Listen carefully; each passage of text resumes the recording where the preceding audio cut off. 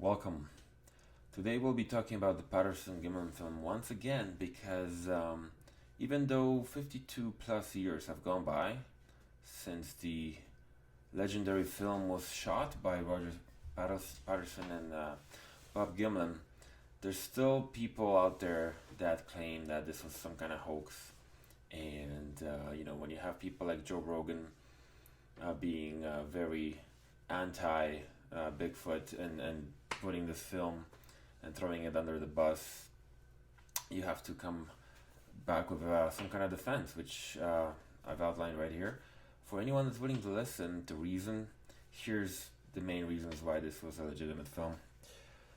First and foremost, one of the toughest things you would have to deal with if you're doing some kind of hoax is to find the subject that was featured in the film, which is a very unusual subject. It was a very tall person. At the minimum, it was 7 foot 8 inches tall, and the maximum petered out at about 8.8 feet 4 inches. So there's not that many people out there of that height, but that's just the height, right? Then you have to deal with your arm and leg body ratios. They are very unusual compared to the average human being. And remember, ratios that they don't have to be the same. It just has to be proportional to the rest of the body. And basically, this creature, this something that was filmed, had a totally different body ratio than the average person. Their arms were way longer than the average human, and as you saw her swing her arms, they were coming almost down to her knees, and her legs were shorter than the average human. And the way she moved her legs was also very different from the way we walk. But that's just fun. That's just for starters. And of course, all your arm extension theories, remember this was 1967, okay? And the budget for this project for Patterson and Gimlin was tiny. They couldn't even buy that camera that they were using. That was a rental. So if you thought they had the money for arm extensions, that didn't really exist even at the time. But let's assume that they thought of that, and that's just the arms, right? They would still have to. That would extend the arm, but it would still have to bend at its proper midpoint, which it's doing in the film. But with an arm extension, you would have a higher bend, and you would have a lower wrist because of the extension. But that wouldn't look natural at all. It would look weird, which it doesn't. It looks very natural in the film. So then you have to remember all these magical suits that you guys are talking about. This was 1967. Okay, we were just getting into color television, for the masses. And to think that these two guys, again on a shoestring budget of pinching every penny, were able to come up with this phenomenal suit that Hollywood would have killed for in the Planet of the Apes, released that same year, is a laughable joke. Like, who would even lend these yahoos this phenomenal suit that you speak of? Forget buying, right? There's no money, but even renting. And there is nothing to rent. There was no suit like that back then for many years. And even today, if they were to shoot that scene today, most Hollywood directors say they couldn't. They couldn't reproduce it exactly as is because it's too hard to make such a different person or subject look so real on screen. They would have had to go to CGI for that, for this 60-second shot, because it would have been much more simpler. Yes, it would still be a lot of work in the studio, but there's no way they would have gone through the expensive and very tedious process of creating such a stunning suit. There's just no way. Moving on. Obviously, this creature left tracks, and this was one of the reasons why Patterson and Gimlin wanted people to come down, experts, tracking experts, so that they could have a look. Look, okay, match the film with the tracks, and that there's more evidence than just the film, right? But obviously nobody came. They thought it was a hoax right away, because even though that was 67, today it would have been a very similar story. Maybe some amateur researchers would come, but back then obviously nobody came because they said these two guys were high and they were smoking weed or something like that. So nobody came. But these tracks were photographed and plaster casted, and from these plaster casts, it was evident that whoever made these tracks was very heavy, about 3 times as heavy as Patterson, whose track next to the Bigfoot track, Sasquatch track, I'm sorry, only dropped about half an inch into the soil that was around the creek, and Patterson roughly weighed 200 pounds, whereas this creature, their track was 2 full inches in, roughly giving a rough, estimate of an 800-pound creature. Now, that must be one lead-lined suit to make that happen. So not only are you now dealing with all these different body ratios and phenomenal quality suit, but now it has to be weighed down so much that your subject is now 800 pounds. Good luck with that. Moving on, then of course we noticed that this subject was a female, obviously. As she swung around to look back at Patterson, who was filming, and Gimlin, who was backing him up, we could see natural looking breasts on the subject. Now, I don't know how deep you want to go with this topic, but let's just say that the 60s version of breast implants was so bad and so unnatural in its final product that obviously it wasn't something that, it was the pioneering days of that procedure. So any woman that had them done back then let's just say she wasn't quite impressed with what the final result was. So for them now to, on top of that, create natural looking breasts to go along with everything we've already discussed is a joke. And again, where would they get the money and expertise to do this? Remember, this was all nicely put together in this suit. So again, this suit now just went from incredible and next to impossible to get to you're out of your mind. Moving on, because I'm not done, right? There's more reasons. That's why I'm doing this, because there's still people like Joe Rogan who you think, and others, who think that, with the amount of guests he hosted and the amount of people he talked to, he would have just a more open mind about this topic than just, I think he was quoted as saying anyone who believes in Bigfoot is smoking something really good. So, at least to say, like, I don't know, I don't believe in it. I've never, have a more responsible opinion as someone who's host that commands such attention, right? But there you have it. That's what today his opinion is. So, Anyway, moving on.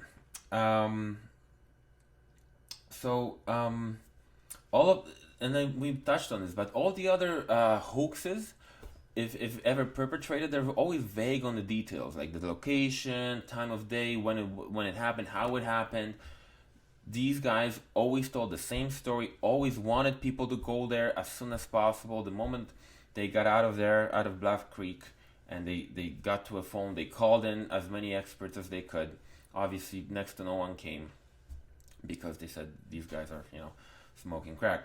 But usually with a hoax, you don't get this kind of reaction. Usually you get someone coming, weeks later with some kind of, blotchy photo and expect to, and something that doesn't really compute. The stories that have a ton of holes in them, these guys always kept, to this day, Bob Gimlin is still alive. He has never deviated from the story. He's always told it the same way, and he said, look, this is what happened, and this is I'm sticking to it, and he has. So after 53 years, we still have not seen this magical suit that you guys claim that Hieronymus or some other fool was in. Like, if you guys are really serious about disproving this or proving it as a hoax, that suit should be your holy grail. Like where is it? It should be in the, it should be on Joe Rogan's show. And so it's like, here's the suit, look, here's the tag, 1965, whatever. and here's the invoice for the rental from Bob's Bigfoot rental suit rental emporium. Like, where is that? You talk evidence, but you fail to provide that piece. That would be a damning piece of evidence if you could ever provide it, right? Can't see it. Moving on, Mr. Gimlin, to this day, he maintains that what he and Patterson saw was legitimate, and you have to remember, Mr. Gimlin, Patterson was the spearheading this project. This he was filming a documentary. He heard all these rumors that in a road cutting wild forest in California, people were this they were discovering some very weird things at this job site, at this road job site. Machines were thrown around, big, barrels of wire and heavy machinery were moved around by something, but at night they were seeing these huge footsteps in the dust that they were creating while creating this road. So, Patterson and Gimlin said this could be a good thing to investigate. And Gimlin was almost like, all right, I'll go with you. And without Gimlin, there is no Patterson Gimlin film, because Gimlin was the, the guy that was somewhat, with it, and he had some money, enough money, and enough of a schedule that was flexible to allow for this. Patterson was all passion and very little substance in terms of, making practical things happen. Whereas Gimlin was like, okay, I'm intrigued, and I do have some time. Let's go for it. I don't have anything better to do. Let's go on this adventure, and they did. So that's how it happened. These guys, like, show me another Patterson documentary. These guys were not filmmakers. Okay, let's get that straight. But here's the thing I wanted to add from my own observation about this, because all of what I've said is available, and you can verify that with evidence. I'm going to link some of the stuff down below so you can look for it yourself. But here's the thing that I believe made the difference, where someone like a team like looking for Sasquatch and all these squatching people, which I hate that word, don't get me started, but what they miss and they don't get right, whereas Patterson and Gimlin nailed it. And here's what it was. Part of it was luck. It was a very clear and sunny day, as you saw. So that was the first thing. Second thing, they were approaching Bluff Creek on horseback, right? They weren't on foot. And that is a huge thing, because if that creature is doing something by the creek, or maybe getting a drink or looking for some fish, some of the noises around it are drawn by the creek. So that's one thing going for them. The other thing is, if that creature's like, okay, I hear something in the background, but it's on four legs and it's, sounds like a deer or a big moose, they're like, oh, well, it's a moose, so what? But the creature did not hear, bipedal footsteps, which I'm sure their hearing is excellent. I'm sure they would have heard that. So that was a huge advantage for Patterson and Gimlin, because probably the natural reaction to that of the creature, if that was a bipedal sound, would have been immediately to look, and check out who it was. But that wasn't the reaction. So then when the creature realized that the gig is up, she's being watched by two men, she reacted by getting up and walking away. And that was, basically, that's all that Patterson captured on film.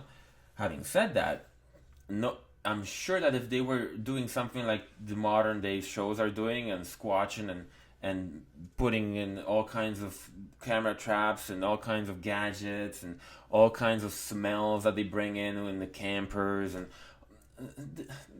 all these creatures would have smelled them and heard them 5 miles away and would have never even gotten close.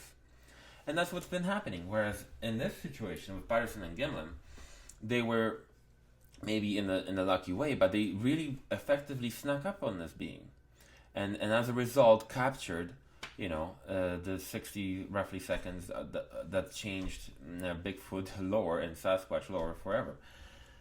And the other thing I want to close with, because this is, it's been almost 15 minutes here, is that Patterson was able to grab the camera and record so fast because he practiced that many times. He was so passionate about getting something on film that when they got their horses ready and they got all the equipment on, part of what he did on a regular basis, even when they were just out and about, just looking at some other evidence, well, he would just kind of like get off his course, grab the camera, and shoot just as a practice for when it actually surprisingly would happen. And that's exactly what happened on that fateful October 1967 day. And so he was ready for it. And if you don't believe that makes a difference, trust me. I'm an amateur dancer, and our teachers always teach us about muscle memory. The reason why we repeat our routines and our patterns and moves so many times, it looks like it's silly sometimes. Like, why do you do it so many times? Like, you've done it 400 times. Do you really want to do it the 401st time? And the reason why we go ahead and do it is because there are moments when you're performing when your mind wanders, and you obviously don't want that to happen, but it does happen. It happened to me a few times. And in that few seconds or split second situation, what happens is muscle memory takes over, and it saves you for that 3 seconds where you continue dancing even though you're totally blanking out in your mind. You don't know what's coming up next. But then for those 3 or 4 seconds, the muscle memory, because you've done it so many times and you associated it to the music, it saves you, and then you can pick it up again and then keep going. You have no idea how many times that has saved me and other dancers. It's countless times. So the same can be applied to the Patterson situation, which he reacted with very, very well, and he captured what he did. So in closing, guys, look, if you can recreate this film today in 2020, please, not just me. I'm a tiny dude with a tiny channel. Send it to Joe Rogan. Send it to BFRO. Send it to anyone that is interested in the topic, because I will applaud it myself. I will applaud that effort myself. It's not possible. You will not get those same arm ratios. You will not get the same musculature under the skin. And that's the other thing I forgot to mention. Of all the muscle groups we saw on the Patterson Gimlin film, and especially on the cleaned up 4K versions, which are incredible, you can see them. I'll leave a link so you can watch how detailed you can actually get in on this individual. With all those crazy muscle groups flexing and being reflected by the sun, the only way, let's say you had some kind of specimen that was human and you used it for the film, the only way that those muscle groups could show would be if the suit was glued onto naked skin. Okay. Now, remember, there's no 4-way stretch fur back in 1967. So the closest you would get is some kind of not moving face mask like in Planet of the Apes, and a bunch of and this being that if you were to glue it, glue the suit on, it would start ripping because of the bulging muscles that would be moving. The fur that was available in 67 wouldn't be stretching. So again, it's not even that it will be hard, it's impossible. Okay? So please weigh in with your comments. If you still have some kind of major revelation that I'm not aware of, or some other people that have looked at this are not aware of, please post it below. Like if you like this video, dislike if you don't. But at the end of the day, guys, let's keep this conversation going. This is a phenomenal topic, right? And thank you for watching. Thank you for spending a few minutes with me, and I'll be posting some more now that I have some more time. I know I've been absent, and I'm really sorry about that, because that's not how YouTube works. You really have to be consistent. So, but on this Patterson Gimlin topic, guys, just take a few minutes and familiarize yourself with what's out there. And the evidence is this could not have been a man in a suit. Okay, love you all, and have a great night. Bye bye.